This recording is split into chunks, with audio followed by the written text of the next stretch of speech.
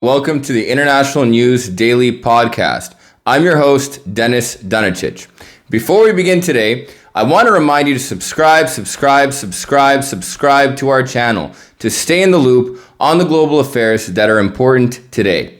Our report begins in the Korean Peninsula, where North Korea has recently carried out ballistic missile tests.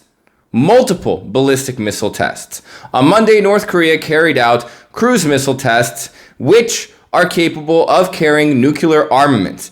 These cruise missiles can reach locations that are 1,500 kilometers away, or for our American friends who like to measure things in Teletubby numbers, is 930 miles. To put this in perspective, this puts Japan and every single United States operating base in the region within the reach of North Korean cruise missiles. In addition to this, on Wednesday, North Korea carried out short-range ballistic missile tests. Notably, South Korea responded with its own very rare public short-range ballistic missile tests. It should be noted that South Korea, like every other country, carries out military and other missile tests. However, doing so publicly or committing what are known as war games is very rare for South Korea. It's actually something that's generally considered unpopular and ineffective, viewed as something that can potentially provoke more tests or more aggression from North Korea. However, this has probably been done because South Korean President Moon Jae-in has been heavily criticized for being too soft on North Korea. What's even more important to note is that the short-range ballistic missile tests, which were both carried out by North and South Korea on Wednesday, occurred during a diplomatic visit by Chinese Foreign Minister Wang Yi. And the topic of this foreign visit to South Korea was to discuss the failed nuclear disarmament talks and peace talks between North and South Korea. It should be noted that these talks included actors such as the United States and Japan and China and the entire global community. The goal of these talks, which made progress until 2019 under the Donald Trump administration, was to have North Korea slowly begin to disarm its nuclear program. In addition, what North Korea would receive back in return is a lifting of sanctions, which have completely destroyed North Korea's economy. Notably, Kim Jong-un has appeared in public to be a completely different leader. In fact, he's about 20 to 30 kilograms skinnier and thinner and fitter than he was before. Now, maybe he's doing this to present himself as a young and healthy and virtuous leader, or maybe North Korea is actually running out of fucking food. That's a joke. North Korea will always have food to feed any member that's a part of the Kim dynasty. But that being said, these missile tests being carried out by North and South Korea are being done as an attempt to provoke and push every single actor that was involved in these previous talks, which failed, to come back to the negotiating table. They're not being done to scare one side or the other. North Korea has notably stopped testing all nuclear armaments that it has, and it no longer tests long-range or ICBM missiles to not overly provoke the international community. Instead, what North Korea and South Korea are attempting to do is to provoke the international community to come back and push these talks to happen again. The nuclear disarmament talks and negotiations with North Korea. In 2019, these talks fell apart because North Korea made demands that sanctions be lifted off of its country, allowing its economy to be more open to the world. However, the only thing that North Korea was willing to offer was to disarm an aging and very old nuclear facility that it wasn't even going to use anymore. Quite simply, North Korea was going to get a lot out of it, and the global community was going to get nothing out of it. But it seems that every actor wants to come back to the negotiating table. And speaking of negotiating tables and unpopular international actors, our next story takes us to Afghanistan, the Taliban-run Afghanistan. Today, the United Nations head of refugees, or chief of refugees, Filippo Grandi, stated that Afghanistan is facing a huge humanitarian crisis, which can lead to a refugee crisis, obviously. The Taliban-led government has created a lot of problems for Afghanistan. Quite simply, the international community, very few countries in the West, want to recognize or cooperate with the Taliban. Now, this is problematic, and I mentioned this before in my podcast. Afghanistan is a country who relies on foreign aid, not just foreign trade, but foreign aid, with as much as 80% of its GDP coming from foreign aid. Now, the international community does not want a refugee crisis. In addition to this, it doesn't want an economic or humanitarian crisis. When people are hungry or they don't have food or they don't have provisions, they tend to go towards extremism. So basically, if Afghanistan has a crisis and people don't have money and are living in extreme poverty, it affects everyone in the region and in the world, because these poor people will, one, either turn, in a worst case scenario, towards extremism, fueling the ranks of Al-Qaeda and the Islamic State of Iraq and the Levant, which is active in Afghanistan, or two, in a best case scenario, just create another migration crisis which the West has to deal with. This needs to be prevented. The United Nations has notably raised over $1.2 billion, which are intended to be used to help Afghanistan's mostly affected and poorest people. Keep in mind that over the past several years, over 3.5 million Afghanistanis have been displaced from their homes. These people are living in tents. They're living in shelters that lack basic necessities to give people even the lowest level of human dignity or a basic life.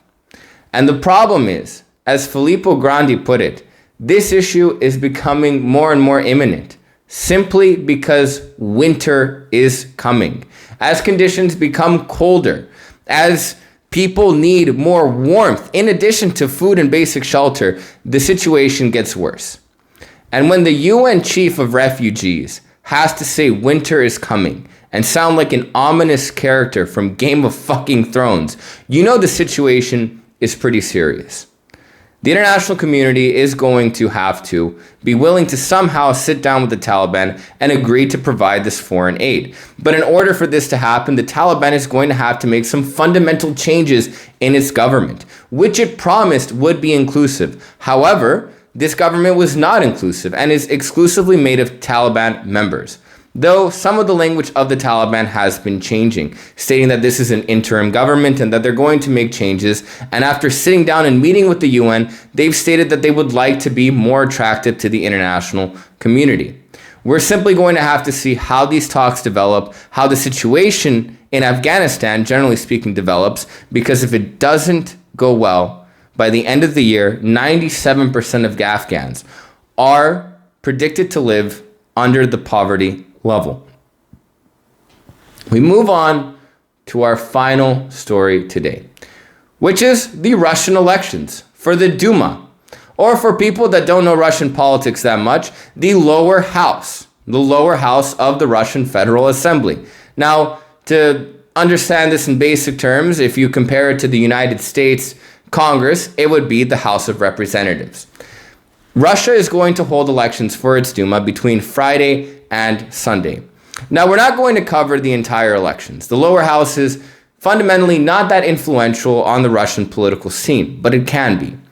Instead, we're going to focus on one specific candidate and a serious issue that she is representing and campaigning on that is occurring in Russia on a daily basis. That candidate is Alyona Popova, and that issue is domestic violence. It's very rare for a political candidate in any country to campaign on only one issue.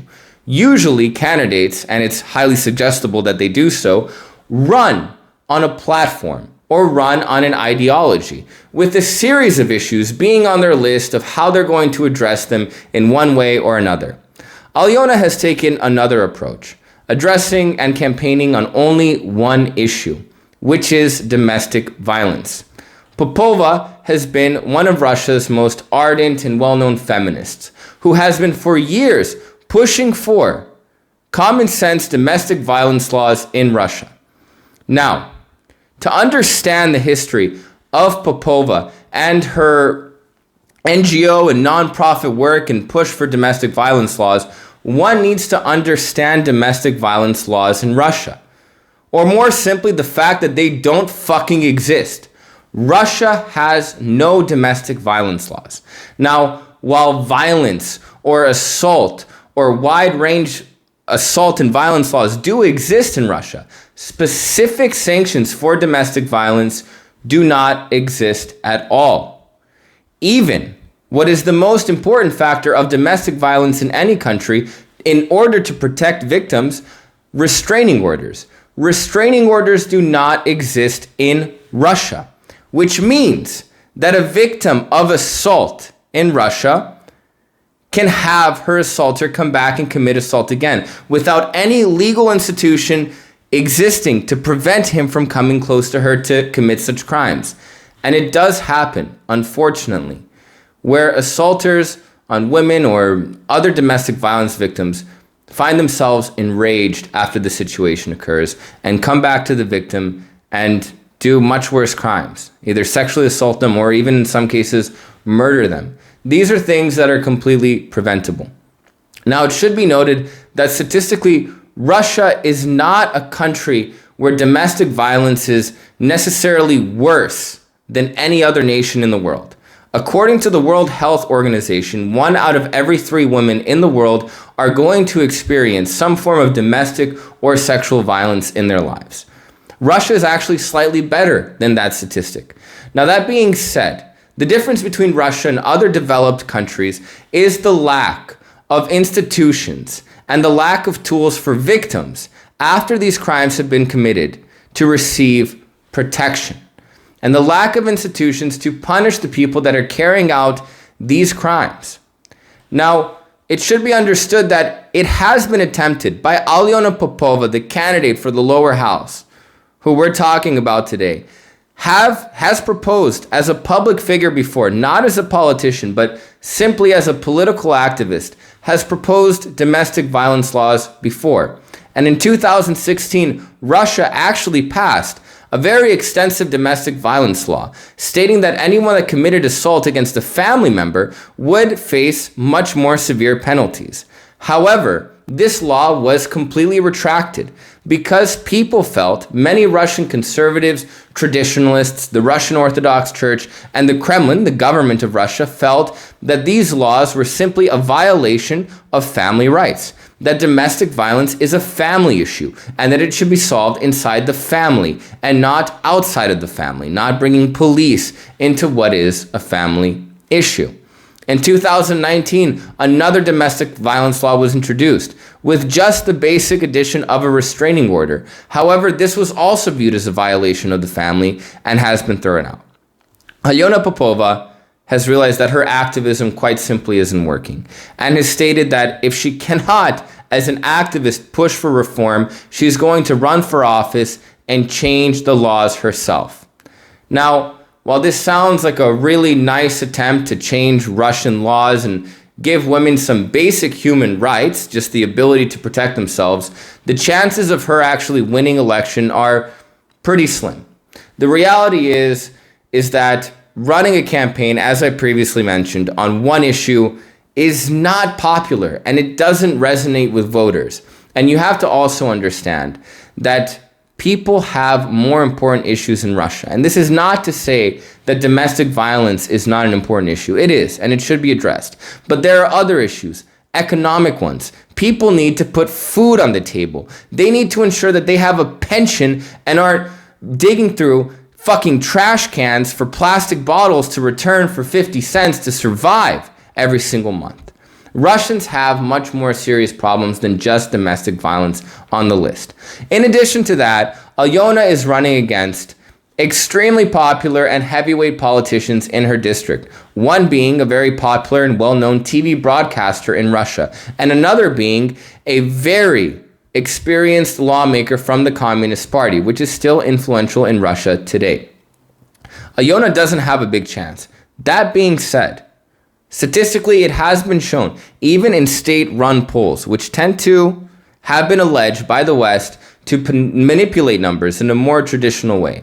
But even state-run polls have shown that 70% of Russians would support and would like the introduction of specific domestic violence laws to at least provide restraining orders and allow women or other victims of domestic violence to at least be distanced and legally protected from their assailants and assaulters.